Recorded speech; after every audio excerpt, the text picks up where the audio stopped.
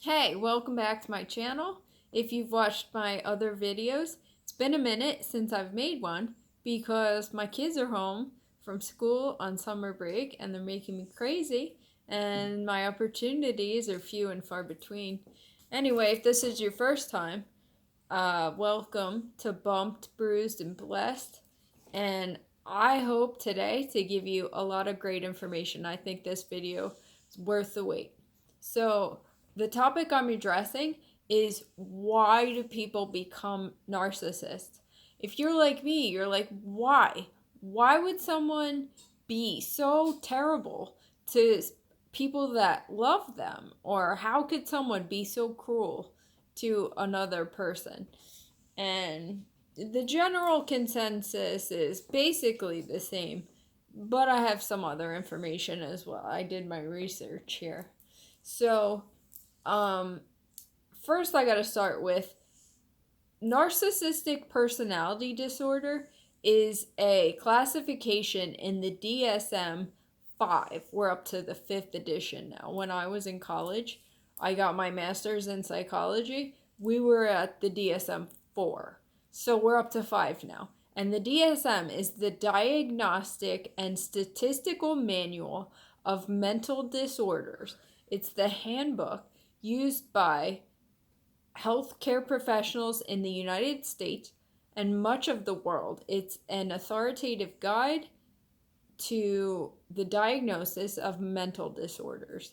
The DSM contains descriptions, symptoms, and other criteria for diagnosing mental disorders. So that's that. And now you need to know the definition of a personality disorder because that's the category that narcissistic personality disorder fits under in the DSM, the Diagnostic Statistical Manual. So a personality disorder is a type of mental disorder in which you have a rigid and unhealthy pattern of thinking, functioning, and behaving. A person with a personality disorder has trouble perceiving and relating to situations and people. That's the definition from the Mayo Clinic. So that's what a personality disorder is. Now, I will tell you the definition of a narcissistic personality disorder. And that is characterized by a pervasive pattern of grandiosity, need for admiration, and lack of empathy, originating in early adulthood, manifesting in a variety of contexts. The individual has an exaggerated sense of self-importance, often displaying a conceited, boastful demeanor while overestimating his or her abilities and accomplishments. So that's the definition of a narcissistic personality disorder. Ultimately, at the root of all people demonstrating narcissism is a lack of self-confidence. We'll get there. But being a narcissist consists of an inflated sense of self, a lack of ability to empathize with people, and taking advantage of others to reach their own goals.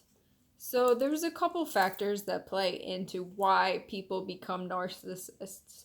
And if you're scientific and you want to hear the genetics behind it, there's not a lot of evidence supporting the genetic factors that contribute to narcissism because there's a lack of participants. Think about it. People that are part of these studies are typically volunteers. So narcissists would not volunteer because that would entail them having to admit that their behavior is abnormal and they already have fragile egos, fragile self-esteem. So doing that would be just like their worst nightmare. So narcissistic people typically do not volunteer for genetics research in narcissism. But for a few studies, there are some factors that show a predisposition genetically to being a narcissist. That includes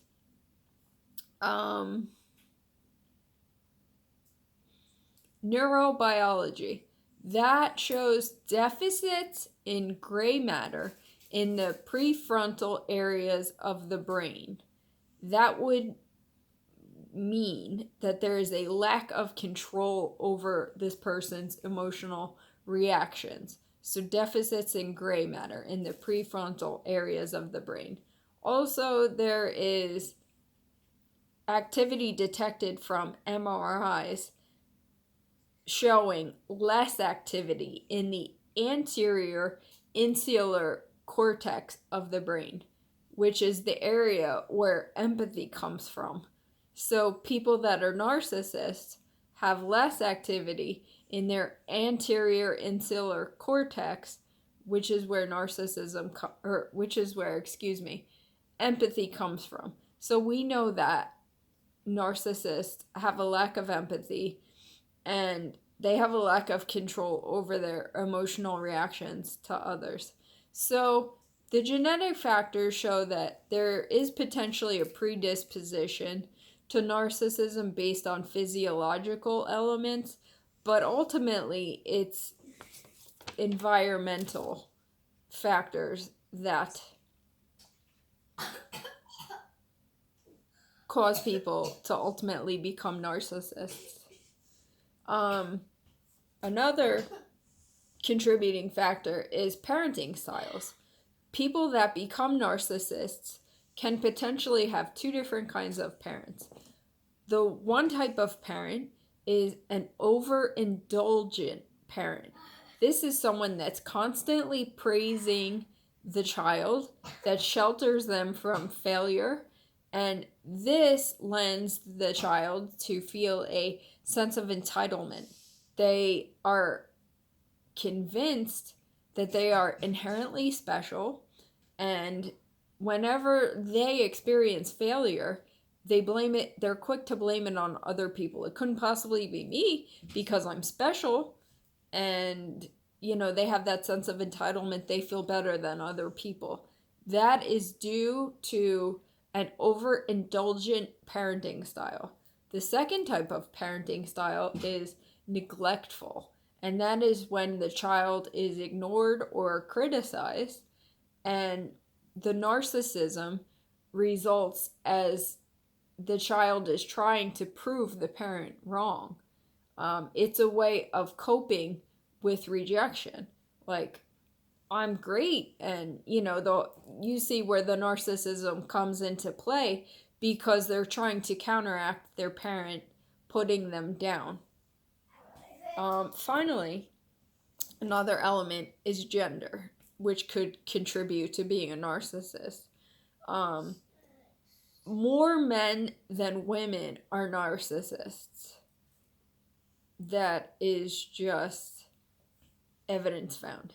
So cultural factors play a part in that because men are typically encouraged to avoid emotions. Expressing emotions, expressing themselves is a sign of weakness. And during the teenage years, this really comes into play because most teenagers are narcissists. Shocking, I know. But it's just a stage that we all go through in life. But when men are teenagers and they're narcissistic, it's kind of encouraged. So I hope that ultimately the general consensus for narcissistic behavior, the origin of why people become narcissists, is because they have low self-esteem. They feel terribly about themselves, so misery loves company. They try to bring down other people around them. I'm sorry, I know that, if you're like me, you're like, okay, like I was raised by a narcissist and I'll do everything in my power to be the polar opposite of that. So, leave it in the comments if you agree with my feelings or if you have other feelings. It's kind of a tough, bitter pill to swallow because we were raised by narcissists, but we're doing everything in our power to not be narcissists. It's kind of like not a really good excuse, I guess, is what I'm saying. But ultimately, at the root of narcissism is low self esteem, and it's a built illusion that that the people come up with as a defense mechanism to convince themselves that everyone else is at fault for, failures and things like that because it's too painful for these people to take accountability for failures or shortcomings because their self-esteem, their egos are so fragile. I hope you like this video. Give me a thumbs up, subscribe, that would be awesome. And like I said, I'm sorry it took me a minute to make another video because my kids are driving me crazy home from school on summer break. If there's anything you want me to talk about that's pressing, let me know. I will make it a priority. Thank you for tuning in. You might be down, but you're not out because you're doing your research, you're learning about narcissism, and you're getting away from this abuse. God bless you.